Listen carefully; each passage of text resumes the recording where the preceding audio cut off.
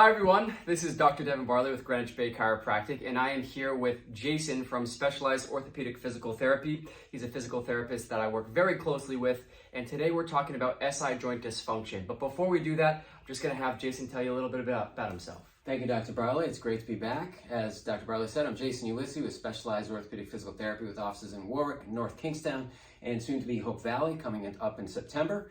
It's great to be here today, and I'm excited to work with you once again. And the way that we do things together really helps with patient outcomes and working together, the physical therapist and the chiropractor. Yeah, I couldn't say it any better. I think that taking a multifaceted approach, especially with SI joint dysfunction issues, is the best way to get on top of your issues quickly and effectively so that you can get back to doing the things that you want to do. So just before we start, we're going to talk about what the SI joint is. So if we're looking at the spine, this is back to front. The SI joint is this massive joint between the base of your spine and where your pelvis actually articulates. So it's how your spine connects with your pelvis and your hips, and it's involved in a lot of motion when it comes to walking, sitting to standing, doing physical activities. And I don't know if Jason has anything to add, but I'm sure you do. Well, as you can see from what Dr. Barley was just showing us, it's a very tight space, okay? And so and then with a really tight space, there's a lot of load there. Your center of gravity sits right in front of where that SI joint is.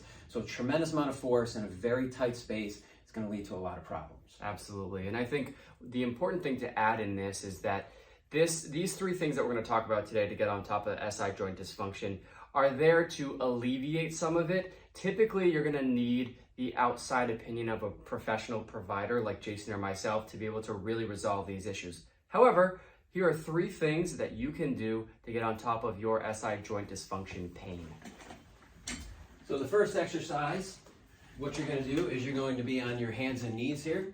And what you want to do is you're going to inhale in as you let your spine rotate down and your butt go out. And then exhale out as you roll your spine up as far as you can.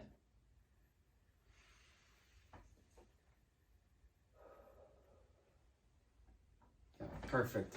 And I think what you'll notice there with those motions is sometimes when you have SI joint dysfunction, you may have low back pain, disc issues as well. So when you're going into those arching motions, you want to make sure that you're doing it safely. So if you're feeling a massive increase in pain, then you just want to go a little bit less or stop. But that's one really good exercise. What's the next one, Jason? Next one we have is just a very simple, what we call single knee to chest. And you're going to be on your back. Your knees are going to be flexed up into what we call hook line position. And very simply, you're just going to grab one knee here, and you're going to hold for about 5 seconds, just your tolerance. You do not have to kill yourself. Then you would switch to the other side. Again, do the same thing. I would hold for about 5 seconds each way. It's a great exercise to try to stretch out your hips and also get that SI joint moving a little bit as the pelvis moves on the sacrum. Absolutely.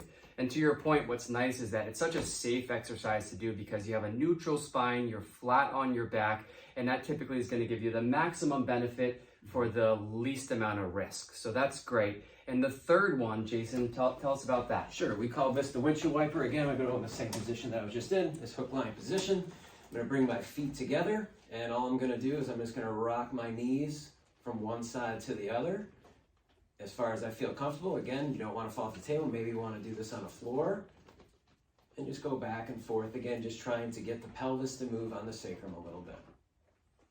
So good, so good. Yeah, that's a really good way, again, to just get some motion, open up that SI joint to help relieve some of the pressure in there. But those are three things that you can do from a very esteemed professional to help get on top of or relieve an element of some of this SI joint pain. Thank you again, Jason. I appreciate Thank you very much for having us again. Absolutely. And we look forward to seeing you guys in the future. Take care and have a great day.